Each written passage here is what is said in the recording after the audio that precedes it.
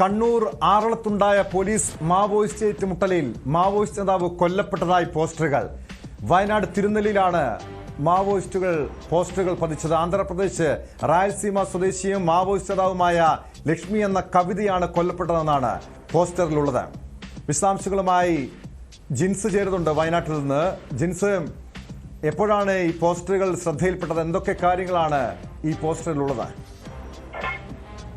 Tom, ഇന്നലെ രാത്രിയോടെയാണ് ഈ തിരുനെല്ലി കുണ്ടിക്കപ്പാറ കോളനിക്ക് സമീപം ഒരു സംഘം മാവോയിസ്റ്റ് എത്തുകയും ഈ പോസ്റ്റർ പതിപ്പിക്കുകയും ചെയ്തത്. തുടർന്ന് ഇന്ന് രാവിലെയാണ് ഈ നാട്ടുകാർ ഈ പോസ്റ്റർ കാണുന്നത്. ഉടനെ തന്നെ പോലീസിനെ വിവരം അറിയിക്കുകയും ചെയ്തിരുന്നു.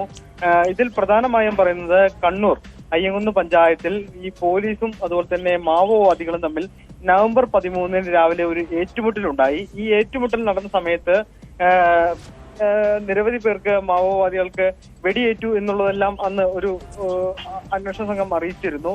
അതുപോലെ തന്നെ ഈ ഏറ്റുമുട്ടൽ നടന്ന സ്ഥലത്ത് ചോരപ്പാടുകളും ആയുധങ്ങളും കണ്ടെത്തിയെന്നും ഈ അന്വേഷണ സംഘം നേരത്തെ അറിയിച്ചിരുന്നു. ഇതിൽ ഒരു സ്ത്രീക്കും 2 മാവോവാദികൾക്കും പരിക്കേറ്റിരുന്നുവെന്നും അന്ന് സൂചനയൊക്കെ ഉണ്ടായിരുന്നു.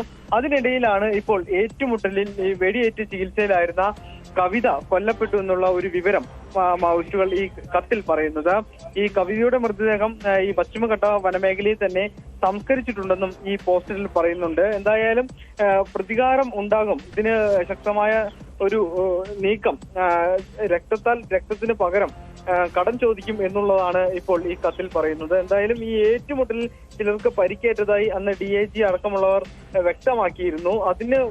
അതിനുശേഷമാണ് ഇപ്പോൾ ഇത്തരത്തിലൊരു പോസ്റ്റർ കാണുകയും ഇത്തരത്തിലുള്ള ഒരു പ്രതികാര നടപടിയിലേക്ക് കടക്കുമെന്നുള്ള ഒരു മുന്നറിയിപ്പ് മാവോയിസ്റ്റ് സംഘം അറിയിക്കുകയും ചെയ്തിട്ടുള്ളത്.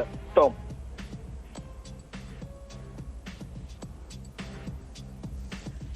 ജിൻസ് തോട്ടുങ്കരയാണ് വിവരങ്ങൾ നൽകിയത്. കണ്ണൂർ ആറളത്തുണ്ടായ പോലീസ് മാവോയിസ്റ്റ് ഏറ്റുമുട്ടലിലാണ് മാവോയിസ്റ്റ് നേതാവ് കവിത കൊല്ലപ്പെട്ടതായി പോസ്റ്ററിലുള്ളത്. ഇതിന് തിരിച്ചടി നൽകുമെന്ന മുന്നറിയിപ്പും ഈ പോസ്റ്ററിലുണ്ട്.